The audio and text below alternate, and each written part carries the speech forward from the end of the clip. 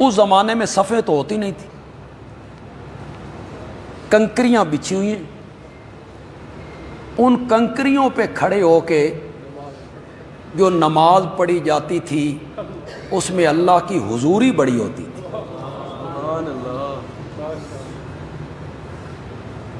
اب تو ذرا قالین بھی پتلا ہو تو ہمارے بزرگ کہتے ہیں جی گوڈے بھج گئے نے جی، کوئی نرم شے بچھاؤ۔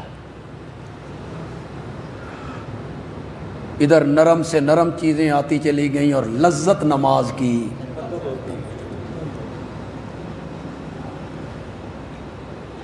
مزے کی بات یہ ہے کہ اس زمانے میں کنکریوں پر کھڑے ہیں اور ان کی صفیں تیر کی طرح درست ہیں، کوئی لائنیں لگی ہوئی تھی، وہ ایک دوسرے کے پاؤں سے پاؤں ملا کے کھڑے ہوتے۔ یہ جو پاؤں سے پاؤں ملانا اور کندھے سے کندھا ملانا ہے، اس کا یہ معنی نہیں ہے بے نال چمڑ جاؤ،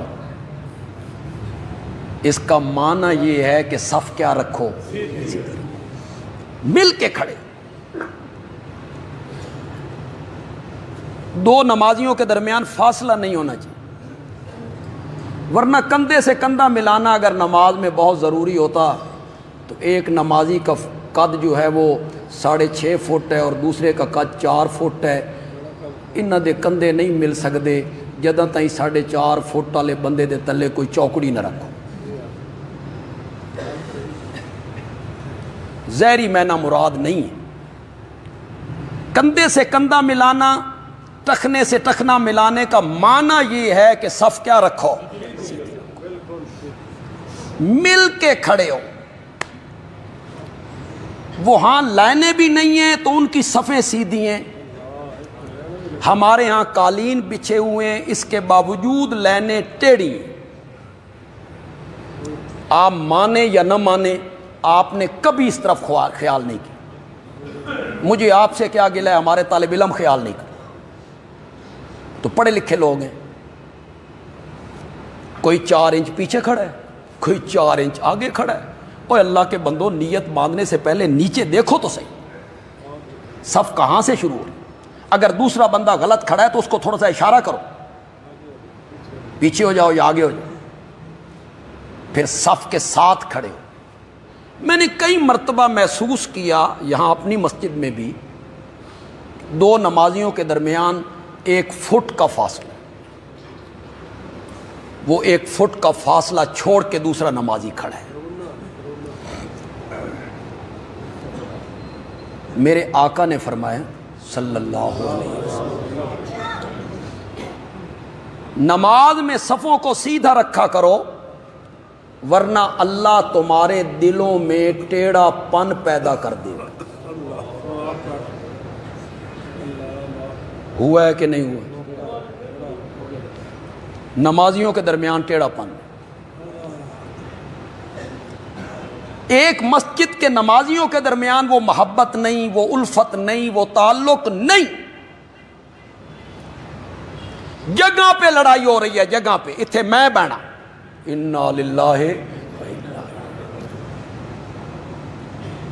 بھئی جو پہلے آئے بیٹھ جائے، جو بعد میں آئے دوسری طرف بیٹھ جائے۔ اور میں سمجھتا ہوں کہ اگر ہم تھوڑا سا ایثار کریں اور دوسرے نمازی کے لیے اپنی جگہ خالی کر دیں تو شاید اللہ ہمیں اس سے بھی دگنا اجر عطا فرمائے۔ ترجیح ہونی چاہیے، ایثار کریں کہ ٹھیک ہے آپ یہاں آ جائیں گے، میں ادھر چلا جاتا ہوں۔ صفیں سیدھی رکھنا انتہائی ضروری۔ آپ جب سعودی عرب کے ائمہ کھڑے ہوتے ہیں اور تکبیر ہو جائے تو کہتے ہیں سوو سوو صفوفکم، کہ اپنی صفیں کیا کر لو۔ ہمارے ہاں یہ رواج نہیں، جمعے میں تو میں اس کی تلقین کرتا ہوں لیکن 5 وقت کے نمازوں میں یہ رواج نہیں۔ اور مکے اور مدینے میں ہر نماز میں ائمہ تکبیر کے بعد کہتے ہیں سوو صفوفکم، اپنی صفوں کو کیا کر لو، سیدھا کر۔ یہاں بھی ائمہ کو تلقین کرنی چاہیے. تلقین کرنے سے یہ فائدہ ہوگا کہ لوگ اس کی طرف توجہ کریں گے, نیچے دیکھیں گے, صف سیدھی رکھیں گے, مل کے کھڑے ہوں. حضرت عمر صفیں درست کر رہے ہیں. معلوم ہوتا ہے امام کی یہ ڈیوٹی ہے کہ اسے صفوں کے اندر پھرنا بھی پڑے تو صفیں کیا کروائے, ڈیوٹی ہے امام کی. حضرت عمر نے یہ کام خود کیا, خود صفوں میں پھر کر صفیں درست کر رہے ہیں.